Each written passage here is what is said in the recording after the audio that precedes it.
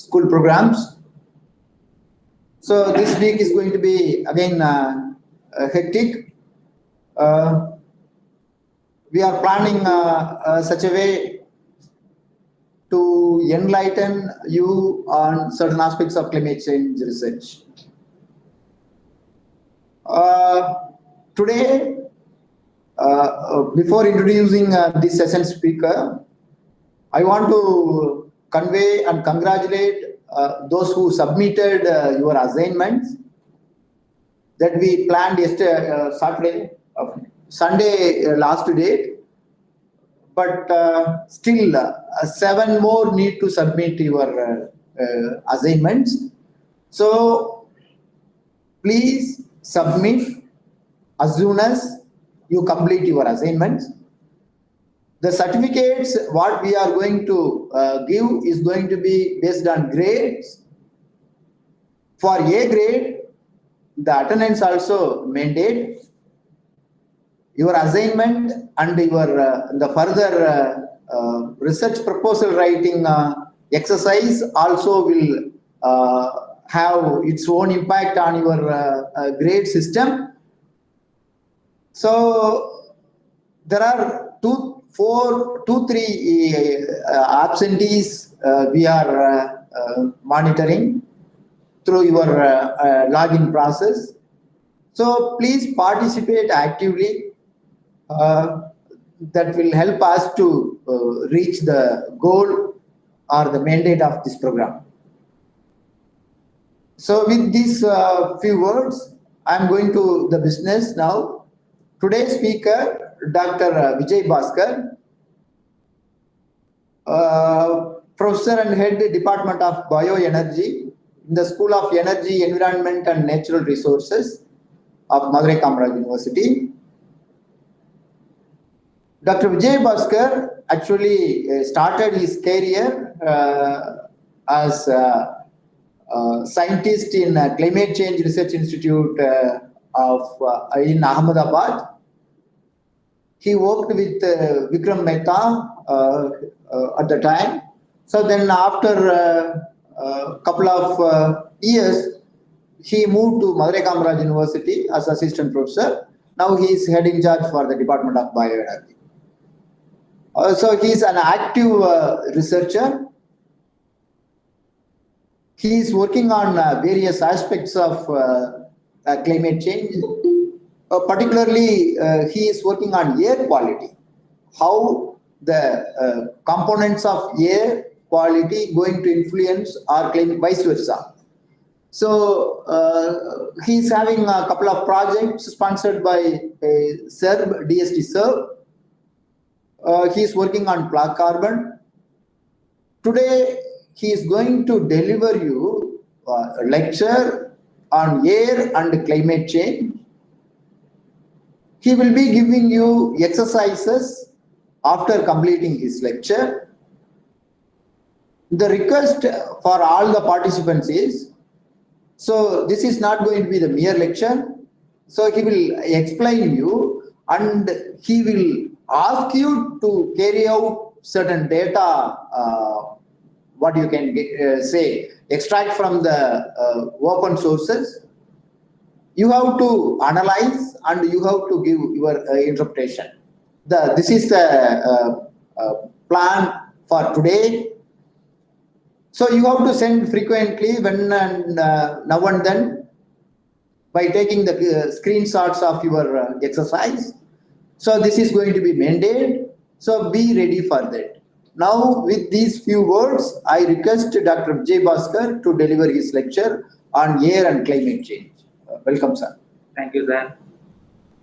Thank you for your welcome address. So today the topic is air and climate. Actually, why we have selected air for this study? That is a COSI. Okay? Because air is one of the 5 essentials for a human being. In a day-to-day life, we breathe 15,000 times. And we intake about 15 kg of air.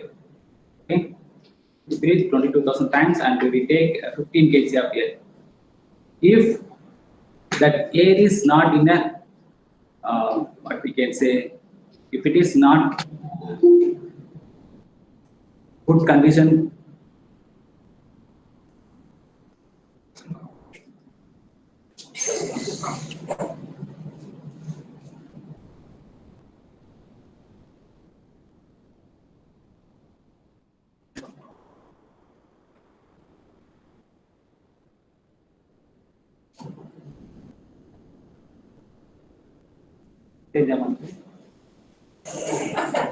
so we have to study why the air is polluting. We know that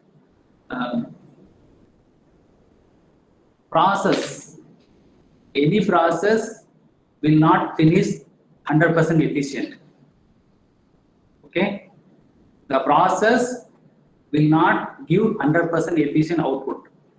Because of that, we are getting pollution and the process producing pollutions. These pollutants are introduced into the environment, which will affect our resources like air. Okay, so changing in the background concentration is called pollution. If that affect our air, then it is called air pollution. Air pollution is nothing but, as per the WHO standard, excessive concentration of foreign matter in the air, which adversely affect the well-being of the human beings, plants and monuments and all these things. Okay, the air pollution is nothing but it's the excessive concentration of foreign matters. Okay, so the pollutions, there are so many type of pollutions: air pollution, water pollution, soil pollution, noise, light, radioactive, thermal, as well as visual pollutions. Actually, why we want to give more importance to air? Because a man can live without food for 5 to 10 days. A man can live without water. He can live for 3 to 4 days. But a man cannot live without air for long such time. Okay, so that is why we have to give more importance to air pollution.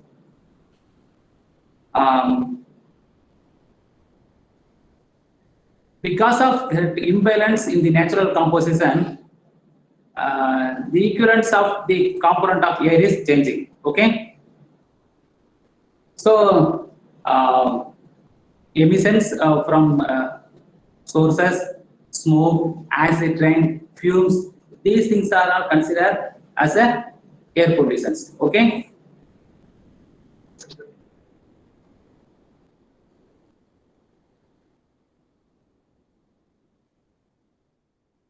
okay. So yesterday when I was preparing this PowerPoint, I thought, why should not I see what is the current status of air quality in and around India? So I checked it and I observed that you can also see that most part of the India as well as in the surrounding regions, the air quality is in unhealthy, moderate and unhealthy for some sensitive groups.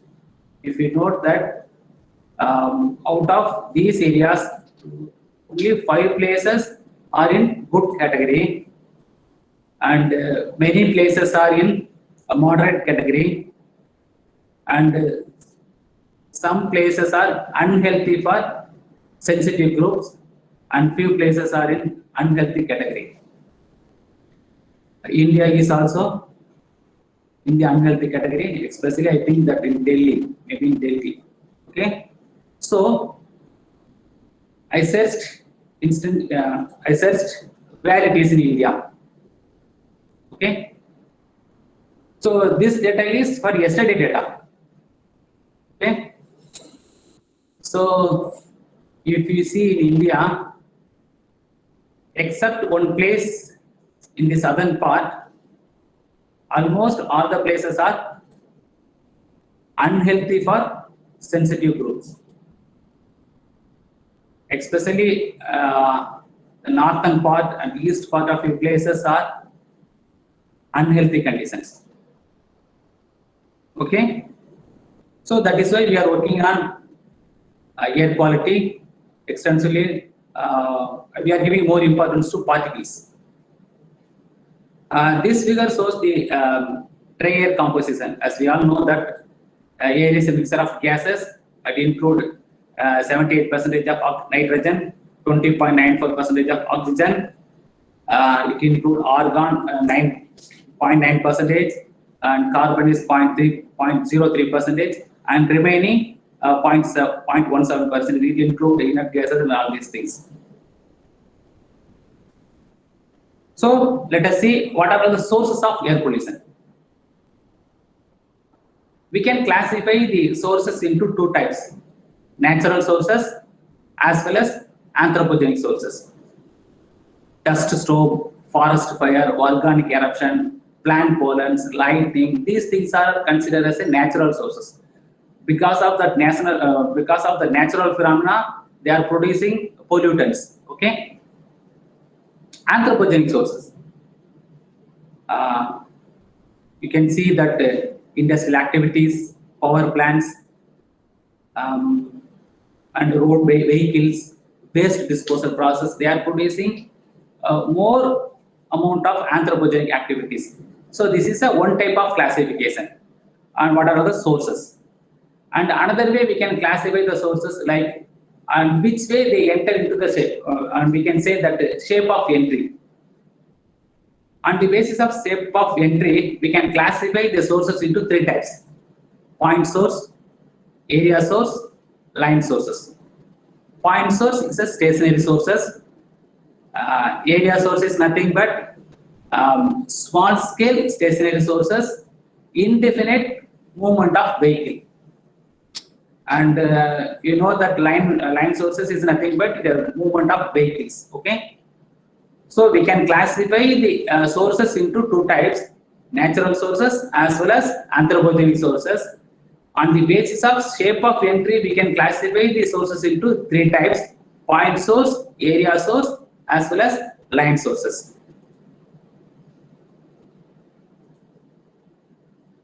So this is the example of some area source, point source, and line sources. For area sources, domestic cooking, fossil fuel combustion, open burning, these things are considered as a major sources of major area sources. Point sources that I already told that medium scale industries, fossil fuel combustion, and line sources mainly concentrate on vehicles.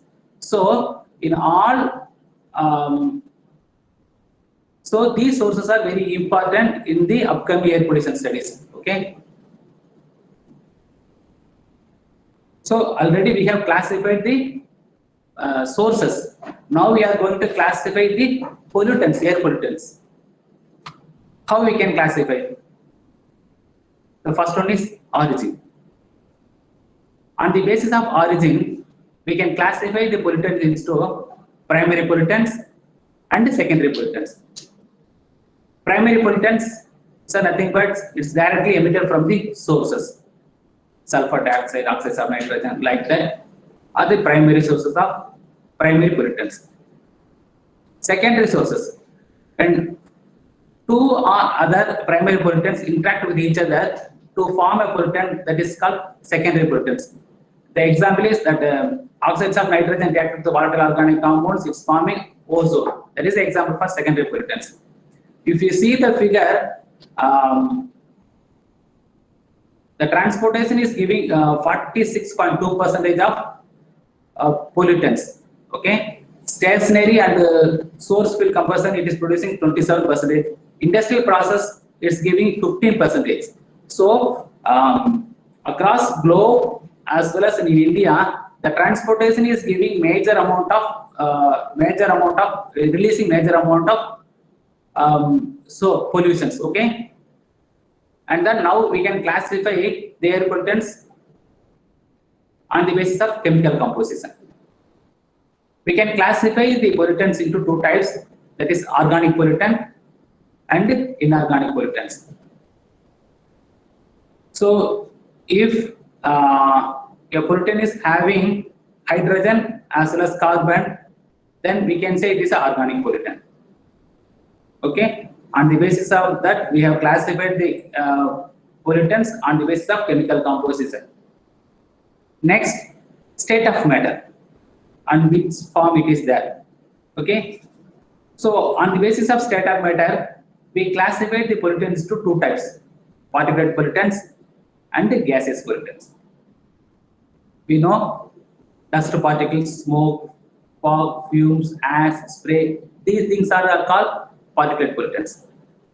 Carbon monoxide, oxides of sulfur, oxides of nitrogen, these things are called gaseous pollutants. So we can classify the sources into two types: natural sources, anthropogenic sources, as well as the shape of the entry of a pollutants. Now we can classify the air pollutants on the basis of origin, as well as chemical composition, as well as the state of matter in which they were present in the atmosphere. So this picture shows what are all the health effects due to air pollution. If you see peoples with the chronic disease, they will affect more, as well as senior citizens. Children also affecting.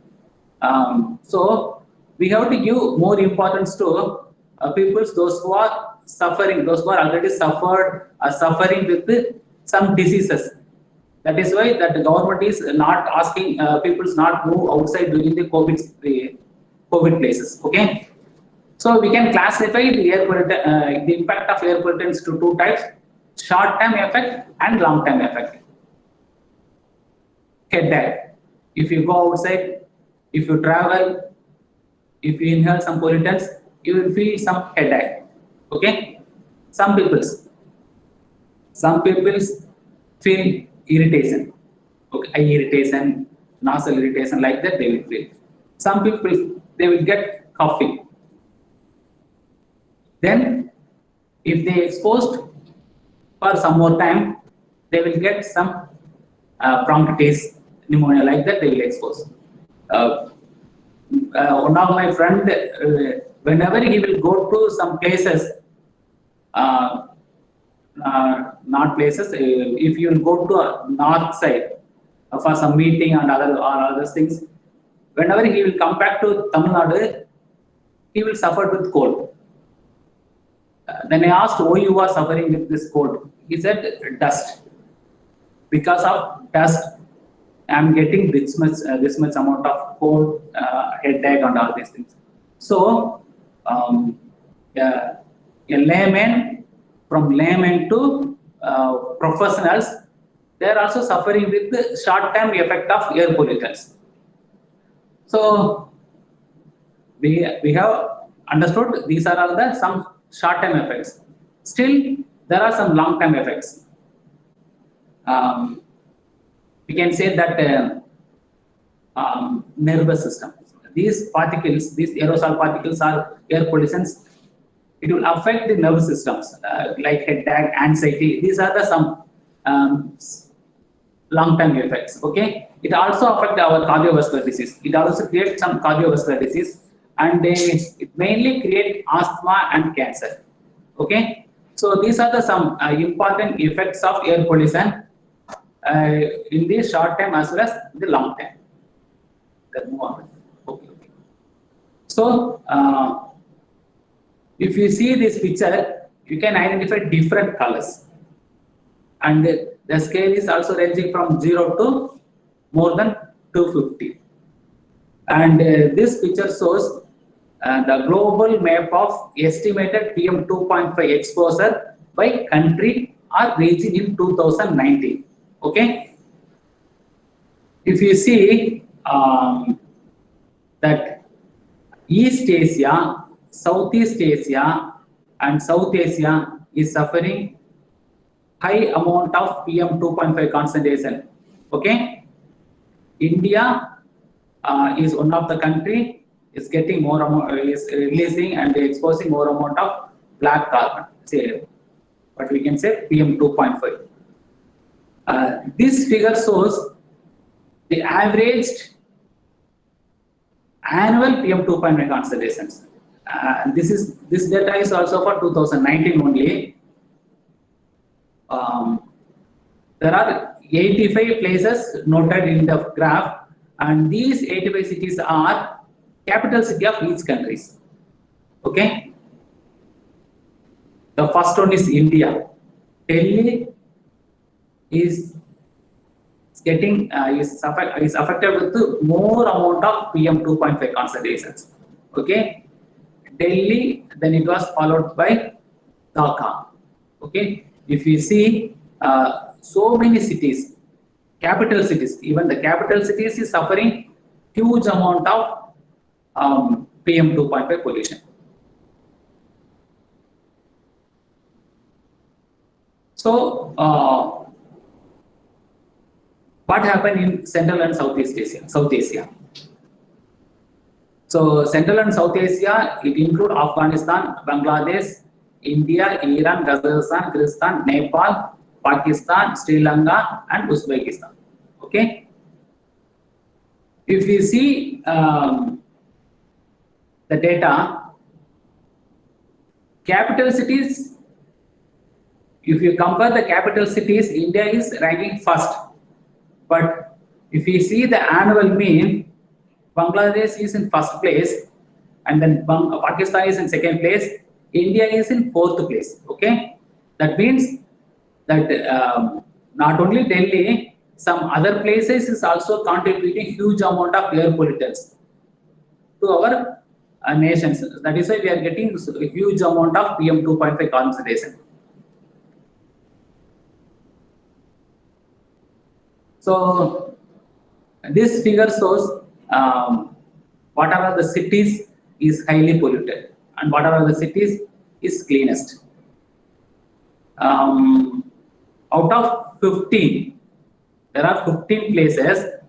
Out of 15, 12 places, 11 places are from India. Most polluted cities. Okay. When you compare the cleanest cities, only one place in India. So what we are here mentioning that most of the cities in India is suffering with a huge amount of air pollutants, whether it may be a gaseous pollutants or whatever it may be. It may be a PM 2.5 sulfur dioxide, nitrogen oxide, black carbon, aerosol, whatever it may be. But the Indian cities are continuously suffering with the huge amount of pollutants. Okay. So this figure will give you an idea about what is the monthly variations of PM 2.5 across India. Across India, particularly in some major cities. Why we have selected these 6 cities? Because the population density is more in those places. Okay, that is why we have selected these 6 cities. The high concentration is noted in the winter season in Delhi, and you can see that concentrations in orange color. The concentration level is very minimum. It is normal in the May to October. Okay. So this is the status of pollution level, PM 2.0 level in the time of annual mean across major cities in India. Okay. Today is 23rd, I think. Yes, 23rd. Huh? Okay. So this plot is also prepared yesterday only. We have discussed Delhi, Mumbai, Chennai, and these cities are suffering with a high amount of air pollutants. What about the local places? In Delhi, there are about 36 places. CPCB is measuring the air pollution data, and I selected randomly one places, that is Anand Vihar, and I have observed that the PM 2.5 level is very poor. PM 10 is also in very poor condition. It's you can see the time variation here. Okay, at the same time, same place, same different location that was carried out for Chennai in a residential area. Here, that pollution PM 2.5 level the pollution concentration is a minimal impact. There is no major impact. Okay, so the pollution level is varying not only with the city to city, but it also varying with the local level also. So our area of interest is aerosol.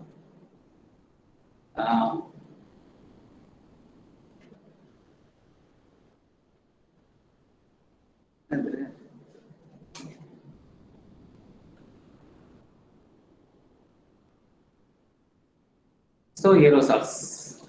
What are aerosols? These are all very minute particles.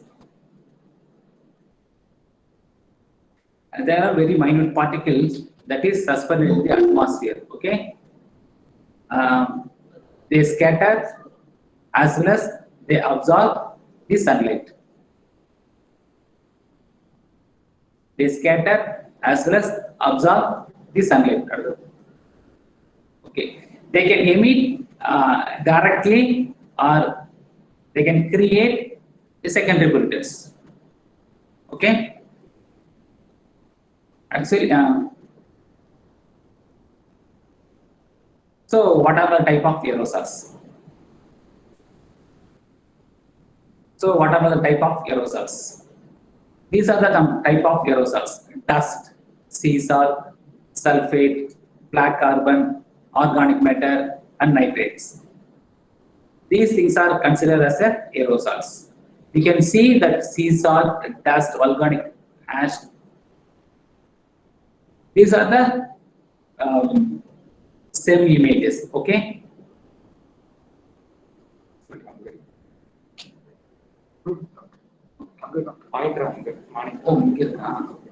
Okay, dust. Dust. Where it is coming? It's mainly coming from desert. Okay. So these dust particles are solid particles, and it occurs mostly naturally. It contribute land conversations, and this albedo is approximately 0.5. That means it can cause cooling or warming effect. It will depend upon the place where it is. Mostly, then sea salt. Sea salt, as we all know, it's mainly coming from the ocean, and this picture will show how much amount of sea salt is produced. This is a model data, but still you can see how much amount of sea salt is produced from the sea surface. Okay. Again, these are also solid particles, but hydrated with the water molecules. Okay, they are mostly occurring naturally. They will cause cooling effect. Then black carbon. Black carbon mostly from the burning of biomass and fossil fuel, and it appears black in naked eye. And albedo. This albedo is 0. Already Ramachandran sir told, and some other speakers told that the albedo of black carbon is close to 0. So, will it cause warming or cooling? It will depend upon where it is. The top of the atmosphere, it will create warming. When it land on land surface, it will cause cooling effect. Okay. So this is a small example of black carbon particles on the ice caps. ice melting, and what we are discussing about glaciers melting. Okay. So where from it's come? The aerosols. Aerosols coming from the desert, agriculture product, agriculture, dust, sea salt, sulfate. These aerosols are coming from desert, ocean, and volcanic eruptions. Sulfates are mainly coming from the volcanic eruption as well as the biomass burning. Black carbon is mainly emitted from the transportation, fossil fuel burning, cook stove, and biomass burning. Organic matter, as we all know, that organic matter is also coming from the biomass burning as well as fossil fuel burning.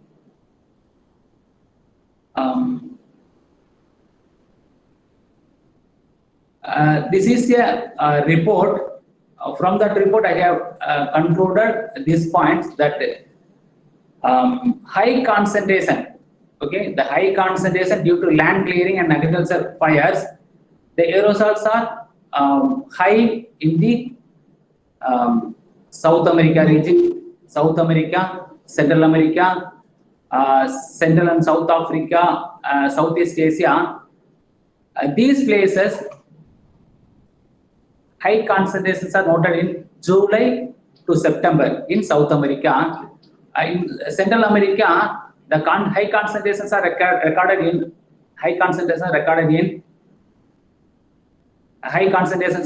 March and May.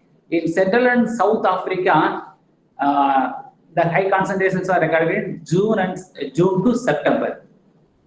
But as far as the high concentration due to dust storms in Arabian Peninsula, it was occurred in the in between May and August. Okay. Now you will see the black carbon. Okay, it is a type of aerosol particles.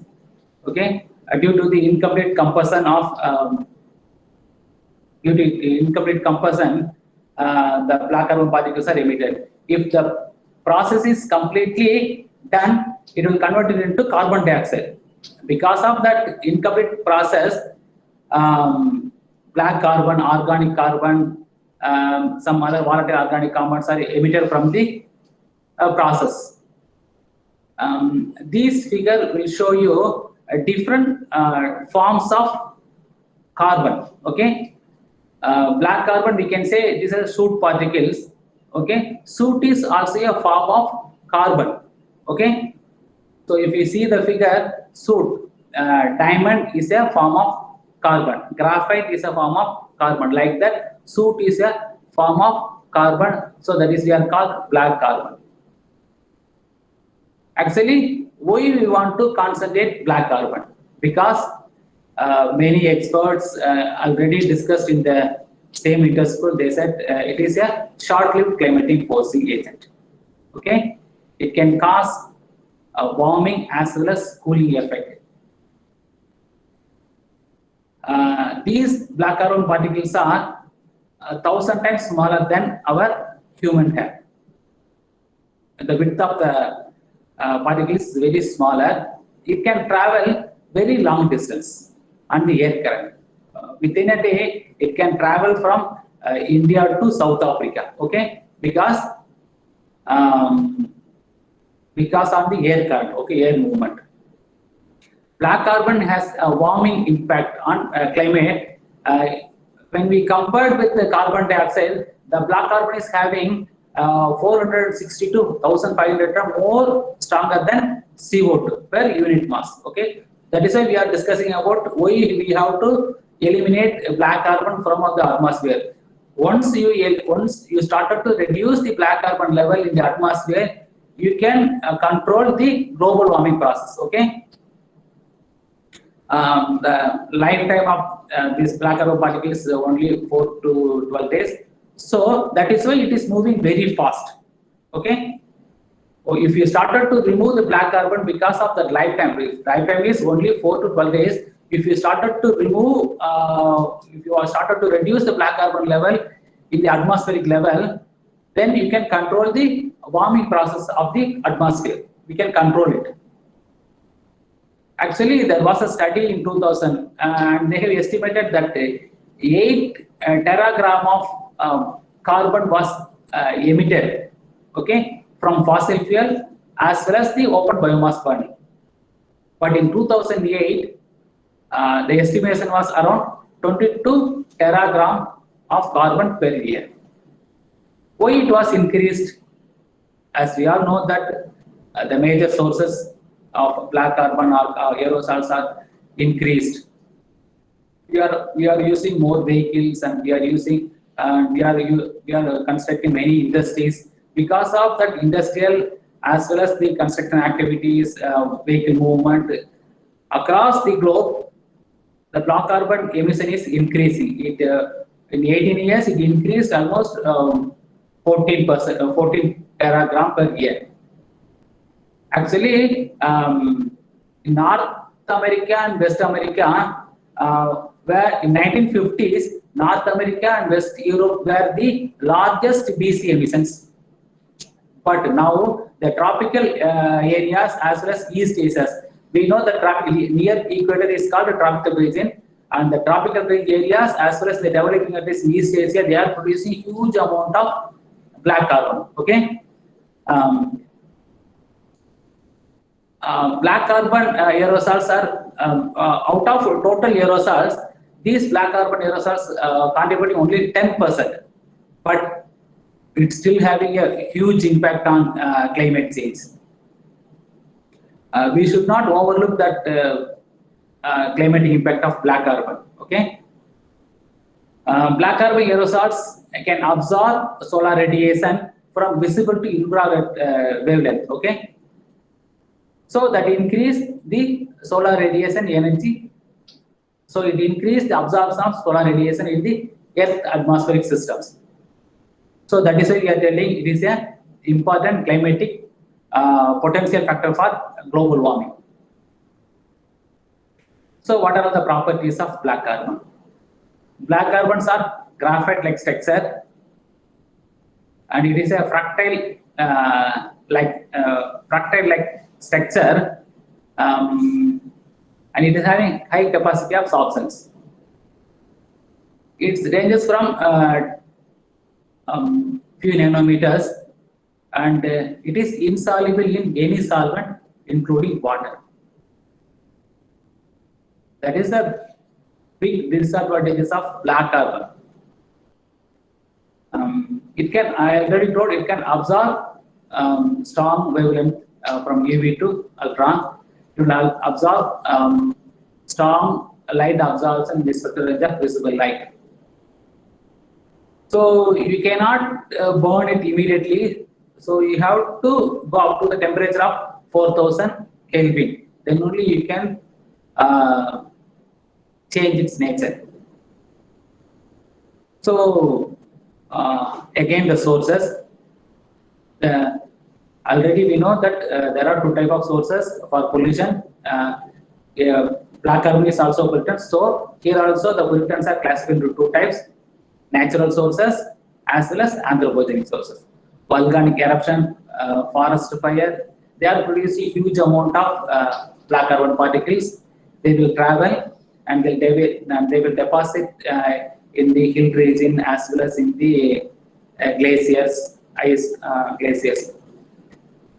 And when we compare the natural sources, there are so many anthropogenic sources: combustion of coal, oil, and other fossil fuels. Biomass burning is also one of the major anthropogenic sources for black carbon. Because of its low lifetime, the spatial distribution is uneven. If you see the figure, in some places it is having high concentrations. In some places it is very low concentrations. That may be due to the meteorological changes or some other changes. So how we can remove the black carbon particles? Wet deposition, dry deposition, as well as gravitational deposition. But the best method is wet removal. Okay. So this figure will give you an idea about what is the emission level. Okay. East Asia, South America, West Africa, these three countries are the major contributors of black carbon. And from where it is coming? If you see that 10% is coming from non-road. If it is coming from road, we can say that vehicles. They are telling that 10% is coming from non-road. Non-road means from where it will come. Maybe from waterways. Okay, like that, it is contributing the global emission level. So we can see that 18% from residential biofuel and 42% is coming from the open biomass burning. Not only in India, many countries, across countries, still they are using open biomass burning. That is the main reason for black carbon in the atmosphere. So what are all the health impacts? Like aerosol, it is also having eye irritation, eye itching, eye problems. It will also affect the upper respiratory. It also affect the lungs. It will also affect our skin. It will also create some general health impacts like headache, weakness, drowsiness. Like that also it will create. Okay. Most common illness, what they are telling is that hypersensitivity. Okay, asthma, diarrhea. Asthma is the major concern of that aerosol particles. Okay. In addition to all that, about more than 7 million people, 7 million premature death is attributed due to these aerosol particles, not only aerosol particles, but also these black carbon particles. So these black carbon particles not only affect the human health, but also it affect the vegetation as well as the ecosystem. So it will deposit in the plant leaves, it increase the temperature. We know that it is a good absorber of sunlight. So it will absorb sunlight and increase the temperature. Okay, so it will modify the rainfall pattern. So once it will start to modify the rainfall pattern, it will also affect the ecosystem as well as the human livelihood. Okay, so this black carbon is having a major impact on health as well as it is having major impact on vegetation as well as the ecosystems. So we have some projects on black carbon. We have already carried out some projects and still we are continuing the new projects and we are measuring the black carbon. And why I want to show you that we are measuring the black carbon, what is the current status? We can say what is the, what we can say in a particular place like Madurai and Kodaikanal, what is the level of black carbon? Then only we can understand that if it is in Madurai, this much level, why it can't that much level in Delhi or some other places. Okay, so we are measuring black carbon in particular places over Madurai as well as in Kodaikanal. We have classified the areas into different types as per the Central Pollution Board norms. We have classified sensitive areas into sensitive areas, residential area, industrial area, and some traffic areas. Okay. Why we have selected two sensitive areas? One place is exclusively in Madurai Kamaraj University. Sensitive areas, it include colleges, hospitals, educational institutes and hospitals. These things are comes under the sensitive area. So we have selected exclusively Madurai Kamaraj University as a sensitive area, and we have carried out some places in the city where some colleges and the hospitals are located. There also we have measures.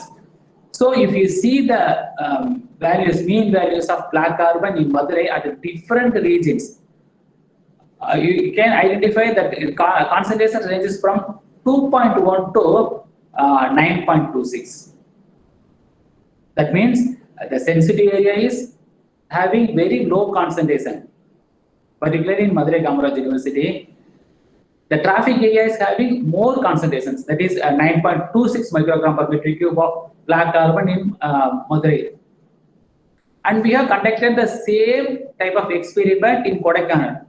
Actually, why we have selected? Because that Kodaikanal is located in a hill station and it will give you a different representation of black carbon data. It is almost 2000 meters above from the mean sea level. So, if that type of information will be very useful for the future analysis. So, we have carried out the same type of analysis, but we have constrained our particular place that we have stopped only one places that I experiment. We have selected only traffic cum residual area because there is a continuous fall of rainfall. There is a continuous rainfall, and if you start to measure black carbon in a Kodaikanal place like Kodaikanal, you cannot measure continuously because you will get a frequent rainfall. Once the rainfall is started, you have to stop the instrument. So the number of data points are very low in Kodaikanal. That is why we have mentioned only 94 out of 2 years. We have collected only 94 days in Kodaikanal, and its ranges, and you can see that the concentration is only 2. So this figure will give you the exact representation of what the result we got it in the earlier slides. Sensitive area is having less amount of black carbon, educational area is a little bit more, and residential area is a little more, industrial area. We have selected one place that is called Kirathurai in Madurai. There they have so many industrial activities. Because of that industrial activities in a particular place, that the concentrations in industrial area is very more in these regions and this graph. Okay. So we have done our studies. We have compared our data with some other data. Okay. So we have selected. We have gone through some review of literatures, and we have noted that these are the observations across India for black carbon emissions.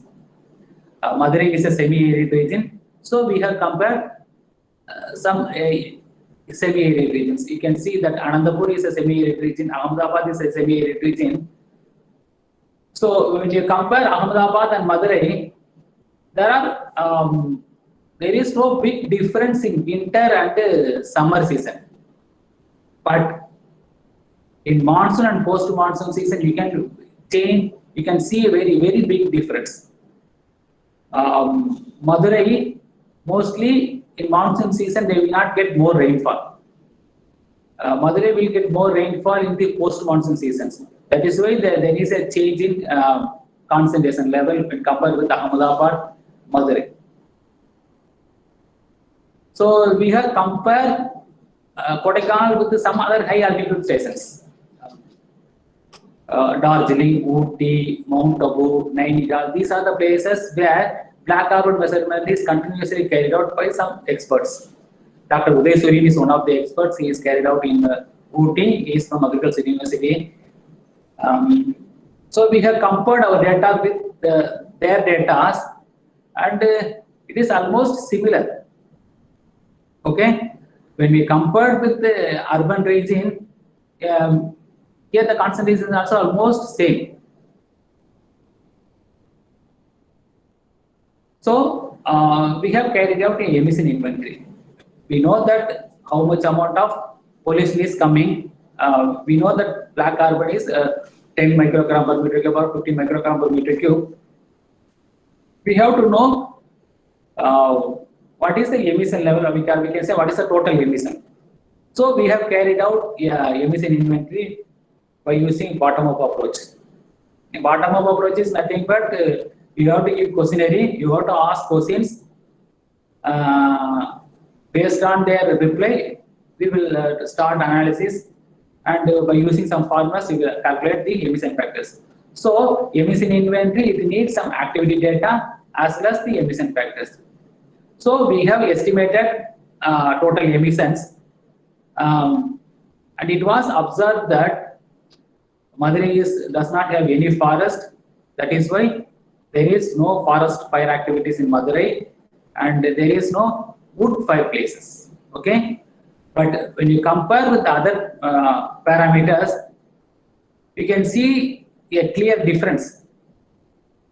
Okay, three-wheeler diesel, the last three-wheeler diesel, you can see that in Kodaikanal, 0.55 gigagram per year, but in Madurai, that is 4.7 gigagram per year. That is, it was noted that diesel vehicles are polluting more black carbon than the other sources. Okay, and another major sources in Madurai is that charcoal burning, municipal solid waste. These things are contributed major air pollutant, major black carbon emission in Madurai. So we observe that domestic sector is contributing 85% of total emission, and 6% from open burning, and 7.4% from what we can say that is from transport sectors. Okay.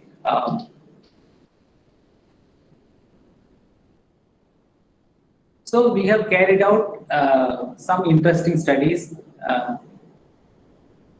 We went to some two villages located near to Madurai Kamaraj University, that is Vellaparapetti and Kannanur, and we asked the people what type of fuel that you are using. They said few trees name, and we asked them, you want to conduct emission inventory study in your home? They said, okay, you can do. They allowed us, we sit there and we measured black carbon, carbon monoxide, carbon dioxide, temperature, humidity, and everything we measured. And we did the same experiment in a open condition. Okay, that measurement, experiment was carried out their home with the controlled condition in a room. But we did the same experiment in an open air condition with the same type of rocket stove or whatever it may be, the cook stove. We used the same type of stove, and we have carried out the same type of study in open burning and open place. In the startup phase, the level of black carbon is very less. Once it started, in a steady state phase, the black carbon level started to increase. Finally, once the fuel is started to complete, it started to decrease. Okay, so when the burning is more, if you burn more, you will get more amount of black carbon. So in the same villages, we did another survey also. Some houses they are using LPG, some houses they are using biomass, and some houses they don't have any chimney. So we tried to study what is the effect of chimney. In a LPG, in a house with the LPG with the chimney, you can see there is a big difference of impact of chimney. Okay. This is the effect of chimney that we have carried out in the two villages. Biomass is having more impact. If you don't have chimney, it will affect your health continuously, and you will get not only acute, you will get more health impacts. So not only ourselves, across India, across globe, there are so many emission inventory studies are available. This is for your information. I am giving that these are the programs that was carried out to study the emission inventory in Asia as well as India. Okay, the EDGAR, the major one is the EDGAR, okay. They have carried out emissions across globe, okay. So what they are doing? EDGAR. You can see here they are preparing emissions for sulfur, nitrogen, volatile organic compounds, ammonia, and they are moving towards carbon dioxide, carbon as well, and then they will go to HFC, chlorofc, and there are measuring so many parameters. Okay, so you have so many emissions data across globe is available. If you want to do any experiment with your data, you can do it. So this figure will give you an idea about what is the total annual PM 2.5 emission. You can see that the northeast part is having huge amount of PM 2.5 emission. Here we can say PM 2.5 emissions, but it is not a black carbon emission, it is a PM 2.5 emissions.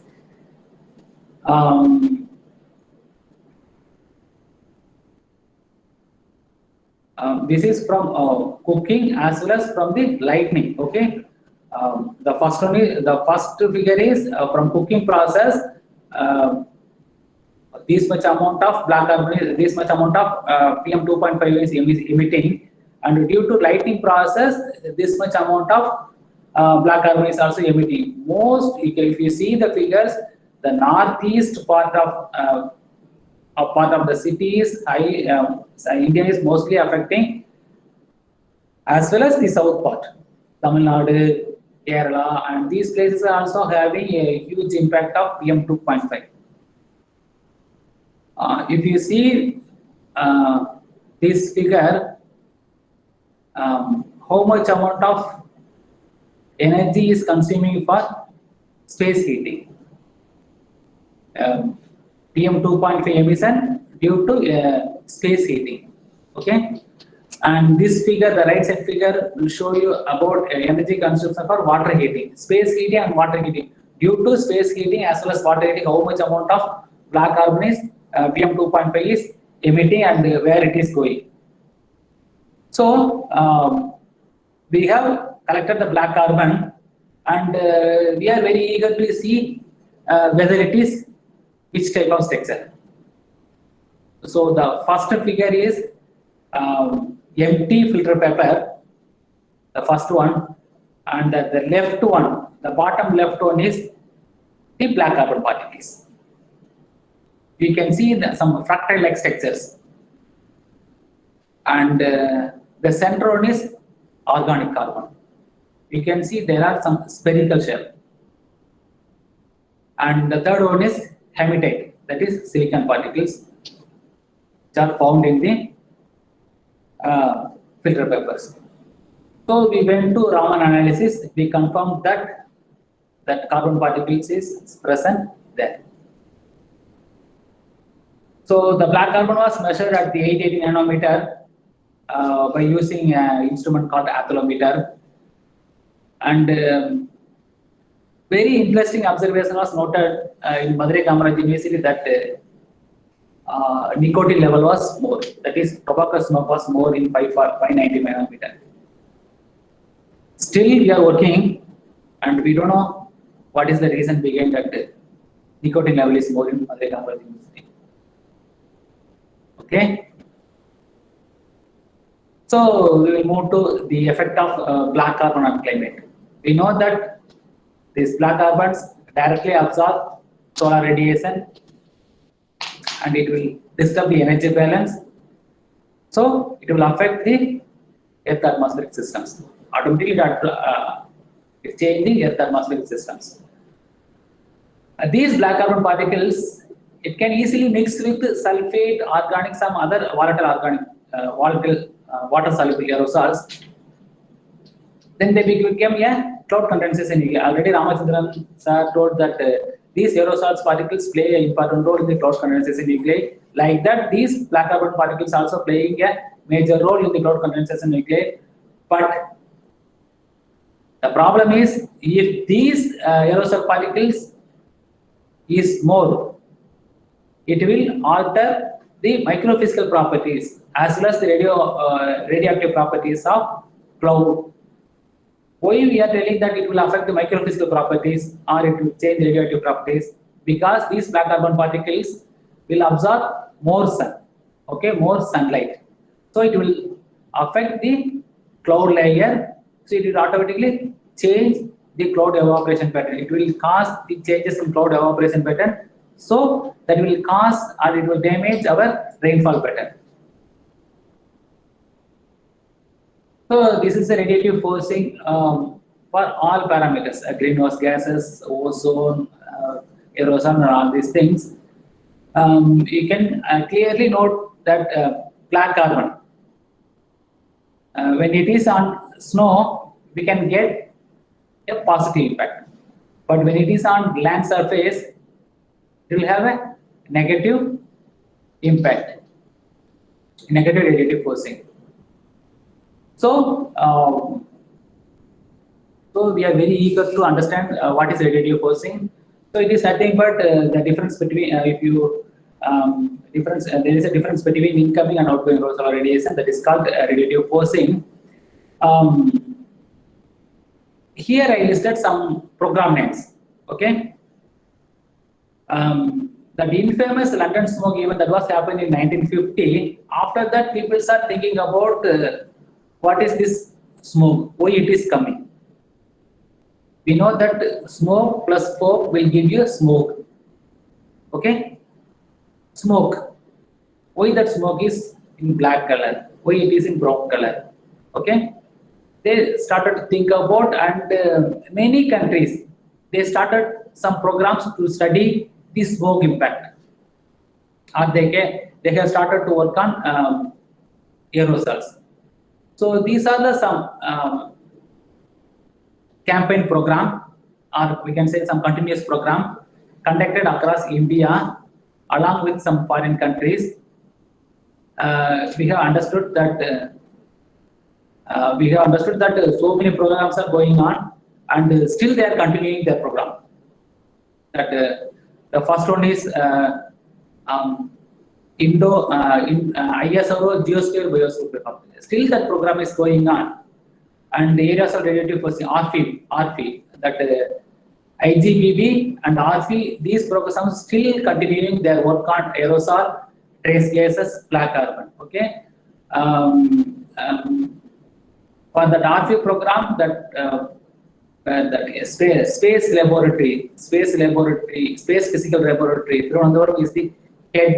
They are heading the aerosol radiative forcing project, and Geosphere Biosphere program. And in Geosphere Biosphere program, they are measuring the not only black carbon, they are measuring the trace gases also. So these are the some experiment conducted not only in the land surface but also in the ocean also. Indian Ocean experiment is one of the famous experiment. I hope that you all know that Veerabhadran, Dr. Veerabhadran, he is the pioneer of black carbon studies. He himself conducted the Indian Ocean experiment and in the Bay of Bengal, and they have observed that the aerosol particles are playing a very important role in the climate change as well as the rainfall pattern. So, based on many observations, we concluded that we observed that the greenhouse gases, whether it may be a CO2 or NOx or whatever it may be, is having impact. It is having a what we can say radiative forcing. It is having a forcing. Greenhouse gases, carbon dioxide, BC and non-BC. We have classified into two types: gases one side and particles one side. All greenhouse gases. I'm not sure whether they have included the black carbon, whether they have included the carbon dioxide or not. I think that they have not included carbon dioxide. That is why they have given a separate. In the top of the atmosphere, we can see black carbon. Black carbon is having, if you see the figure, there are two phases, atmosphere and the surface. Okay, the black carbon, if it is having direct impact, if it is having direct effect, it will have a 2.6. It is having heating effect. It is heating effect in the atmosphere and the cooling effect in the surface. But non-black carbon particles, they are also having the cooling effect in the surface, but it has a very low low, what we can say, low radiative forcing in the atmosphere. So we have calculated the radiative forcing, and we have compared our data with the satellite data. But we have calculated, and we observed that radiative forcing at the bottom of the atmosphere is having a negative impact, negative radiative forcing, and that we can say the cooling effect, and the top of the atmosphere is having warming effect. In total, that the atmosphere, black carbon, the atmosphere is having the warming effect. So we have compared our data with some other places, and it was noted that few places, that Patiala is having Patiala, some other places we have observed that Chennai, Ahmedabad, every places, and we get the same type of results, almost same type of results. So this black carbon is absorb energy that can change the energy balance, that can alter the water cycles. And there was a study in China. They observed that past 50 years, in summer, the northern drought and southern flooding was happened due to black carbon. That was their observations. But the same experiment was conducted by some other persons. He included that organic carbon, and he observed that he had different results. Okay. There is an increase in the surface temperature in the southern side now. So only black carbon is having different impact. When you add organic carbon, then it will give you a different impact. So black carbon and organic carbon, once they will form each other, when they combine with each other, they will give a different effect. Okay. These black carbon aerosols can heat the troposphere, and it also enhance the vertical convections. Many people are working on that. What is the vertical level of black carbon? Normally we use LiDARs and all these things, and satellites, some satellites programs also there. Calypso is also there. From that we can understand that we can estimate what is the vertical profile of black carbon. And Wang et al. In 2009, he simulated that the effect of black carbon on Asian summer monsoon, and observed that it altered the summer monsoon set. It altered the earliest monsoon set of summer in the Bay of Bengal. Actually, in India, May last week or June first week, the summer monsoon will start. Because of this black carbon, they observed that it is altering the date. It may change from 1 or 2 days before, or it will change 1 or 2 days before, like that they observe. And we know that black carbon effect on ice. We know that because of that albedo, it will reflect more sunlight. So what we can say, it will absorb more sunlight. If the black carbon particle is on the ice, it will absorb more sunlight. Once it will start to absorb more sunlight, it will become heat. Once it started to heat, it will heat the ice particles. So it will start to melt. So that is why we are discussing about glaciers melting, Himalayan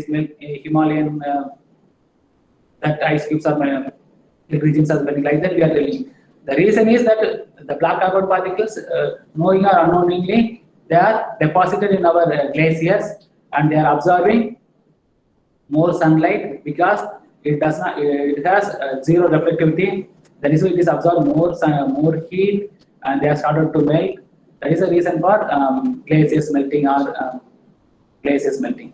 So we have not only concentrated on black carbon, we have measured carbon dioxide, and carbon dioxide also we did the same type of radiative forcing estimation, and we observed that it is also having the cooling effect.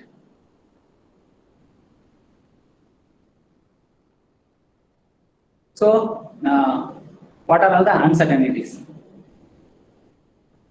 What are all the uncertainties in black carbon measurements? We know that we have a different type of sources, and we are using most of the times a climate model for all type of projections. So we are using models, and we have a different type of emission sources, and because of that different sources, we cannot follow a same parameterization scheme for all type of experiments. We cannot follow same parameterization scheme for all type of experiments. We cannot follow the aerosol parameterization scheme for black carbon. Once, if the black carbon is mixed with organic carbon or some other materials, if it is mixed with some sulfate or nitrate, the same process will not be executed. It will give you a different results. It will give you some misleading information. So what we have to do is we have to develop an indigenous model.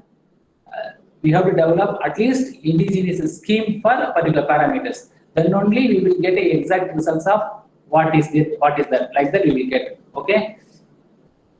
And the another parameter is and another uncertainty is qualitative evaluation of contribution of black carbon in a regional and global warming. Actually, we have a different sources of emissions, and we are getting various optical parameters such as extension parameters, single scattering albedo, asymmetry parameter. Dr. Ramachandran told you that single scattering albedo, SSA, that will give you an idea about from where the aerosol is coming from, whether it is coming from biomass burning or fossil fuel. That you can observe from the single scattering albedo. The asymmetry parameter G will give you an idea about whether it is forward scattering or backward scattering. Like that, if you add all these parameters, then only you will get a clear idea about what is the interaction between BC and climate. Like that only you will get, but without clear idea about the overall parameters and all these things, it is not easy to conclude black carbon is the major sources of major sources of warming or heating or cooling. Like that we cannot say. But most of the models are assumptions. What we can say, we have used OPEC model. We have used OPEC model and the SP dot model for radiative forcing. In the OPEC model, we have to assume some parameters. Okay, like that, they are asking us to assume some models. So based on some assumptions only, we started to process. So if the assumption is going in a such a way, you will not get any proper results. So you have to prepare a indigenous parameterization scheme. Then only you will get a exact results by using these extension parameters, single scattering albedo. We have all these parameters, but in models we are not going to use exactly what it is there. And actually, why we want to continue this type of studies? Because the black carbon is having more impact on climate, and it is also having a huge impact on health effects. Okay, that is why we have to discuss more about black carbon. In addition to that, black carbon lifetime is very short. So if you started to remove this black carbon from the atmosphere, you can control. I am telling that you can control global warming very soon. Not soon, but we can control it. So the government is having many initiatives to assess, analyze, and estimate, predict the black carbon in the across India. Colossus is the one of the program that was funded by MOEF, and many IITs, many universities, they are participating in the program. And I hope we will be joined soon in the program. RFI is another program. Many faculty members across India, they are getting fund to do research on aerosol additive forcing through this RFI program. So how we can minimize these emissions? The first and foremost thing is we have to switch over renewable energy. That will be the best idea. And another one is normally we are using cook stoves. We don't know how much people are using cook stoves, but in many villages they are using cook stoves. That cook stoves will give you more pollutants. So you have to design a cook stove in such a way that with the controlled air condition, it should burn. So if you design that type of cook stove, that is called improved cook stove. So we have to design such type of cook stove and we have to give it to people. Then only we can reduce the household emissions.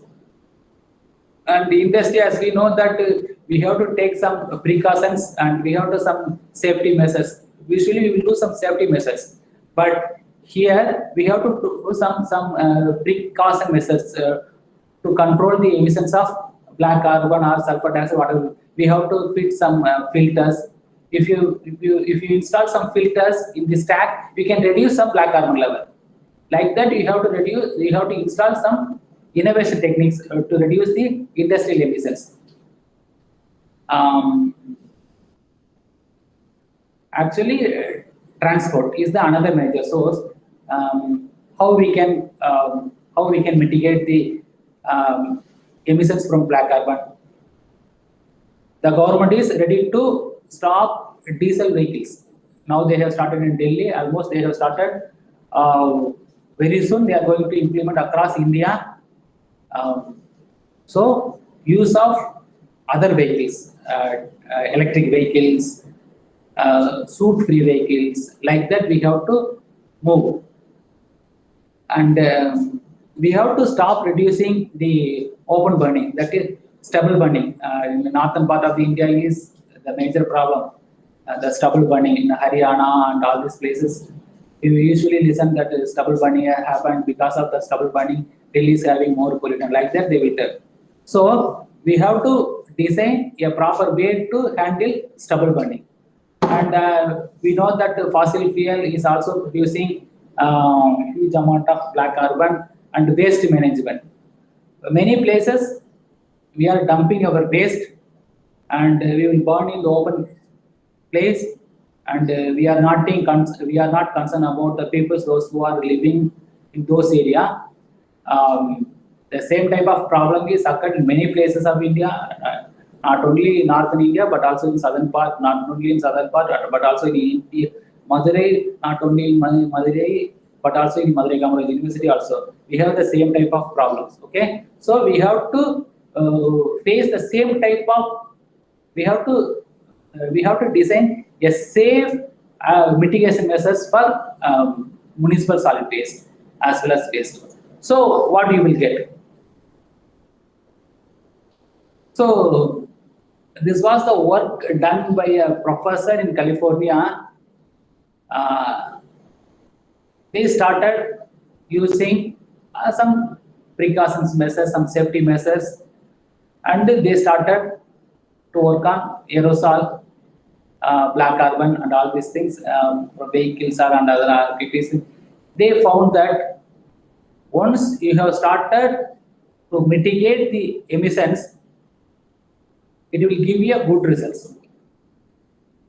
So once we started our safety measures, mitigation measures, surely we will get a good results. That was the aim of this figure. So the ultimate aim is that the radiative forcing or whatever it may be, the human activity is giving more impact. That is giving more impact to climate. Okay. So there is another gap is there, and ourselves is working on this area, black carbon in the aquatic environment. I think future sessions we will discuss about black carbon in the aquatic environment. It is a very interesting session, and maybe we will give some more information on the black carbon aquatic environment in future sessions. Thank you. Thank you very much.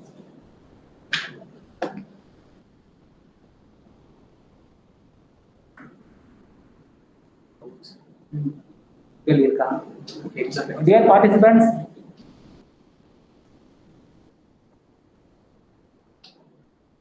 I have a question. yeah, You showed that during winter season, the particulate matter P2.5 is much more prevalent in the air, but it is not present during the summer season. Why is it much more prevalent during the winter season? in summertime we will get more wind speed. Instead of- Wind speed will be there. So due to that wind speed, it will move one place to another place very easily.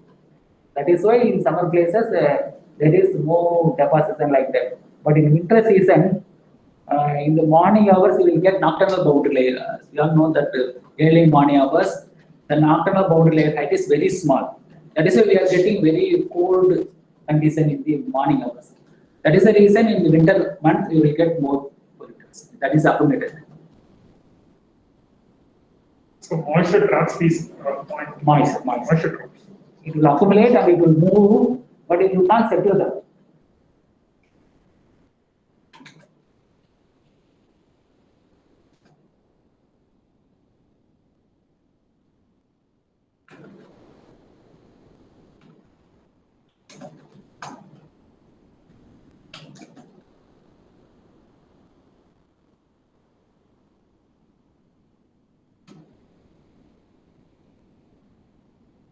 So there are some regulation in industrial complexes where they have to construct at least 100 meter height for chimney tower. Yes, yes. Is it just to protect the surroundings or is it to access the higher No. wind current? In order to get isometric condition, if you want to measure your pollutant in a stack, you have to identify where it is. Normally, the stacks, we will go and collect samples about 35 meter or 50 meter. Why we are selecting that 35 to 50 meter? Because that is isokinetic condition case, where you will get all the process will be there. There you can collect all samples. So if you increase the chimney height, it will further go long, but it will not give you more effect. Not only that the chimney, it will also deposit. Due to that gravitational force and all these things, if the particle size is more, it will immediately deposit. That is why they are asking to plant some trees in and around. So black carbon can be measured by using anthropometer for atmospheric and aquatic sources that you have to trap. You have to trap the sediments. By sediment you can analyze, or else you can collect the water samples. You can estimate particulate black carbon.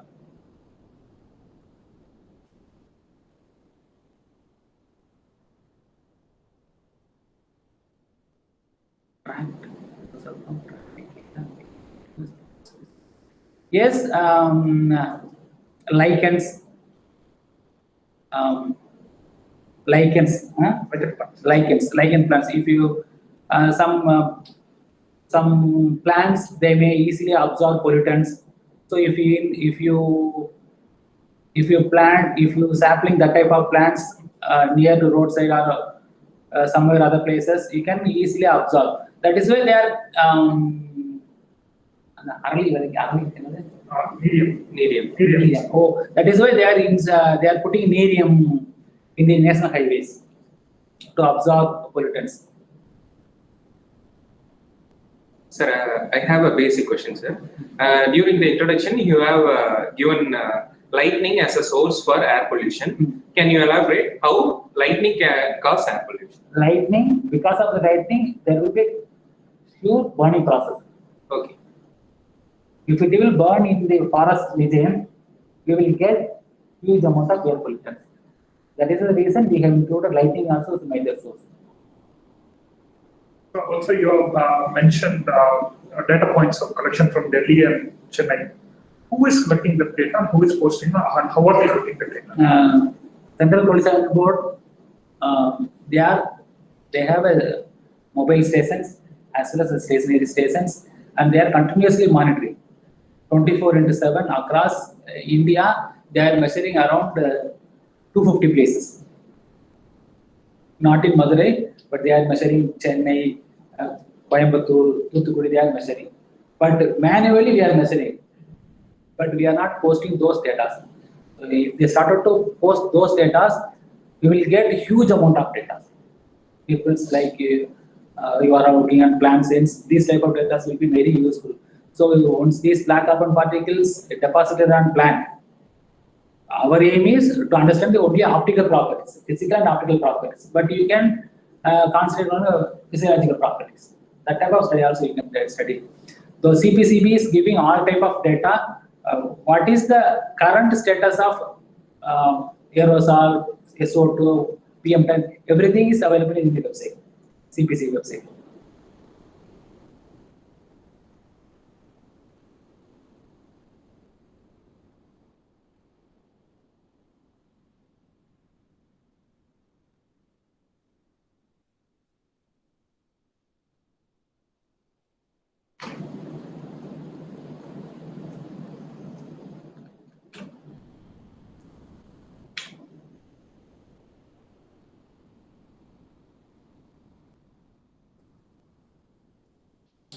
Because of that strong absorption, we are telling there is a black carbon. There is no special reason. Muralidharan sir, that is the reason it absorbs more heat. That is why we are telling there is a black carbon. Sir, I have one more question. If we are able to collect this particulate matter PM10 or PM20.5 and accumulate it, what are the other uses which you can dispose of? I mean, not releasing it to the atmosphere, can be converted into some kind of bricks or building material so that it can be used? Yes, if you can be able to collect the black carbon, we can convert it into diamond. Diamonds. But it's still a higher energy process, but you can manage it. And what we can say that carbon nanotubes or waste management process. Activated carbon. Activated carbon, like that we can use it. Currently, the current availability of data collection station in India is enough for preparation of the reason of we need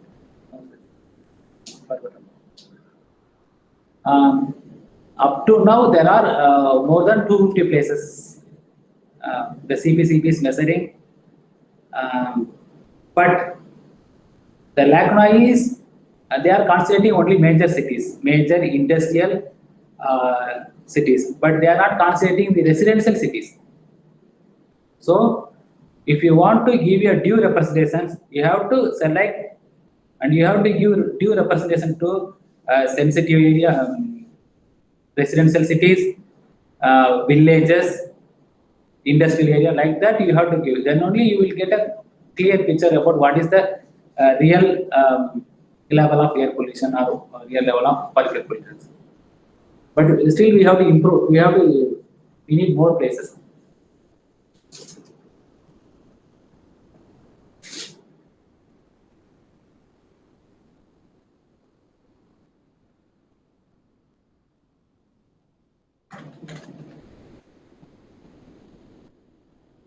What effective steps to be followed to control particle carbon?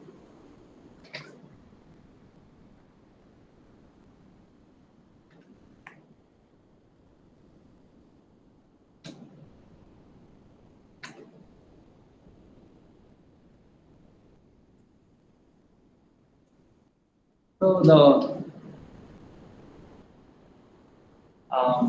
the first option is moving to renewable energy, that is making cook stoves. Okay, controlled air controlled cook stoves. That type of cook stove will give you minimum amount of air pollution. Okay, and is there any schemes adopted? Yes,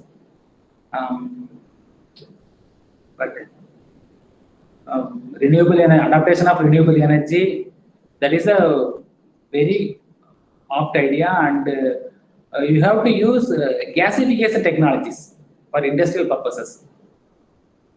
Solar energy. If you want to run a industry, if you want to run an industry with the coal, you can use coal with some pre-cure techniques. You have to use some pre-cure techniques so that you can add some more materials that can reduce the pollution level. Sir, there is a little bit of widespread utilization of electric vehicles that has been development. But immediately, is there any other alternative fuel source like compressed natural gas or LPG that is much more efficient in not releasing black carbon? Yes, actually, in our Tamil Nadu, we are not using CNG or LPG for autos. But in Ahmedabad, when I was in 2010, they have almost moved to a CNG. Even the buses also moving with the CNG. What is the advantage of CNG over petrol or diesel? It will not emit much more. And the cost will be also reduced. So here some automobiles they are using CNG and they will fill with 300 rupees. It will run for 1 week. 1 week. 5 kg or 6 kg they will fill. It will run for 1 week. But in the same case, if you fill with 500 rupees, only 4 liters you will fill. It will run for only 30-40 kilometers.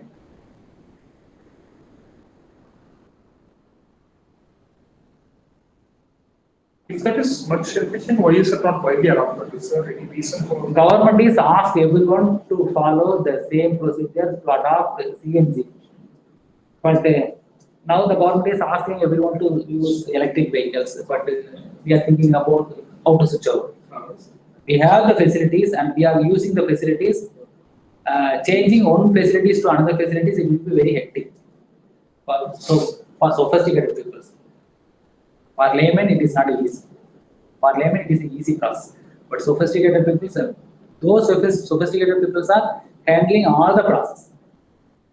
That is the reason that still we are behind, still we are not adopting the CNG and LPG.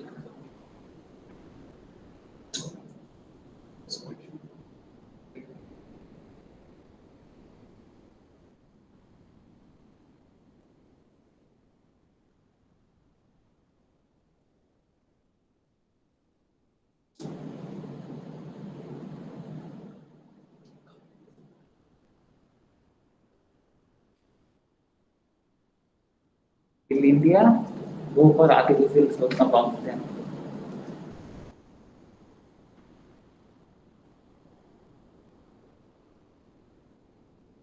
Actually, when I was in a small boy, I never thought we will drink water with a bottle. Now it came. Such a way that this will also happen. I don't know when it will happen, but very sure we will walk with some oxygen cylinders with our hand or something like that. Like whatever the water bottle we are using, like that you will go. I think in Japan or China they have already started it. It depends upon our hand only. How we are going to mitigate this air pollution. Once we started to mitigate, then there is no issue. But if we are not able to mitigate these things, then it will be a very big issue. Anyway, 5 to 10 years. If we say it is 10 to 20 years or 20 to 30 years, it will go like that. So the time is not exactly. Thank you, Santosh, Sensar. Thank you.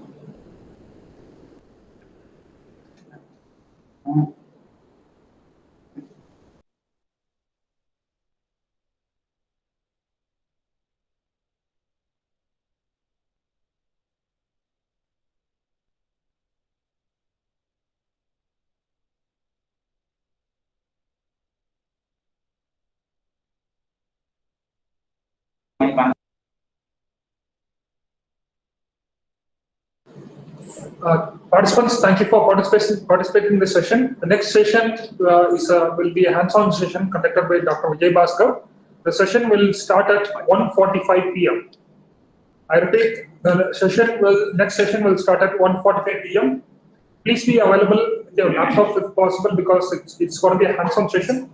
And we would request you to post screenshots of the work that you have conducted. Okay, see you back at 1:45 p.m. Thank you.